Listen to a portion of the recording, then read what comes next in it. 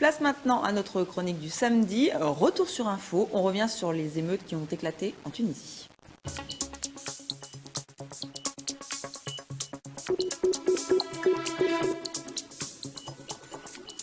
Et ces émeutes ont secoué la région de Sidi Bouzid, c'est dans le centre-ouest de la Tunisie, c'était la semaine dernière. Il y a eu au moins 2 victimes, la dernière en date est morte vendredi de ses blessures. Alors souvenez-vous, c'est la tentative de suicide d'un jeune Tunisien le 17 décembre dernier qui a tout déclenché. Le jeune homme, vendeur ambulant de fruits et légumes, s'était fait confisquer sa marchandise et fait humilier par la police municipale. Un vaste élan de solidarité s'en est suivi dans le pays, d'où ces manifestations.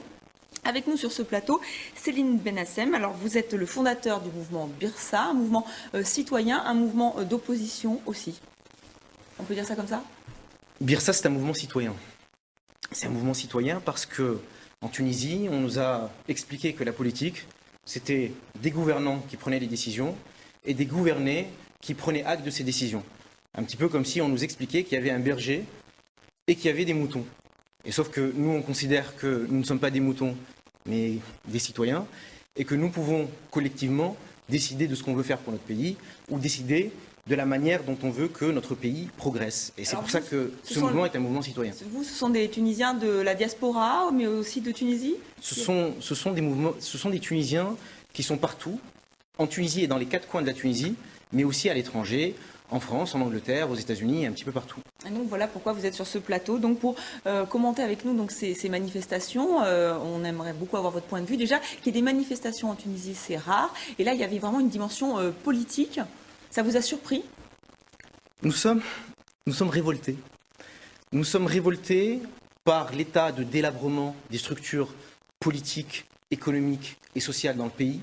Nous sommes révoltés de voir quelqu'un qui doit s'immoler par le feu avant qu'il n'y ait une réponse gouvernementale. On est révolté surtout et aussi de voir les réponses qui ont été apportées à ces manifestations. Oui. C'est-à-dire, quand vous dites vous êtes révolté, le mouvement Birsa, mais aussi vous voulez parler là on sent qu'il y a vraiment une colère, une colère des Tunisiens, d'où ces manifestations qui sont très difficiles puisque elles sont réprimées d'habitude. Mais de toute la jeunesse tunisienne.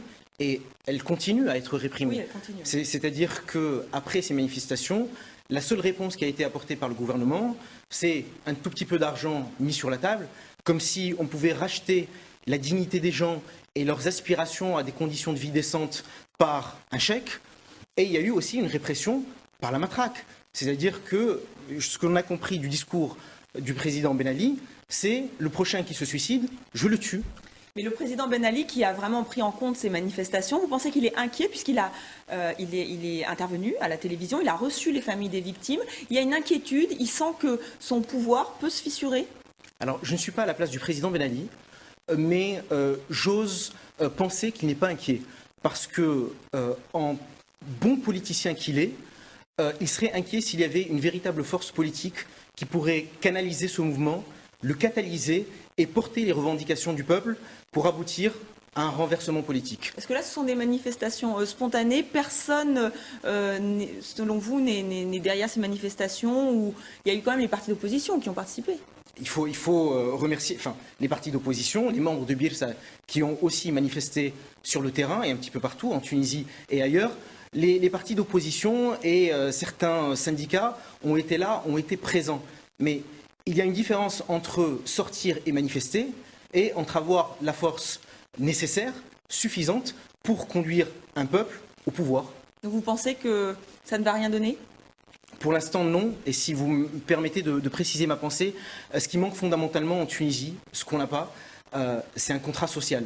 C'est vraiment la première réponse à apporter. C'est-à-dire qu'on nous a privés d'une discussion entre les citoyens pour savoir la direction qu'ils voulaient donner à leur pays. D'un trait, Bourguiba, en accédant au pouvoir, a fait un contrat social qu'il a signé seul et il a décidé de ce qu'il voulait pour les Tunisiens.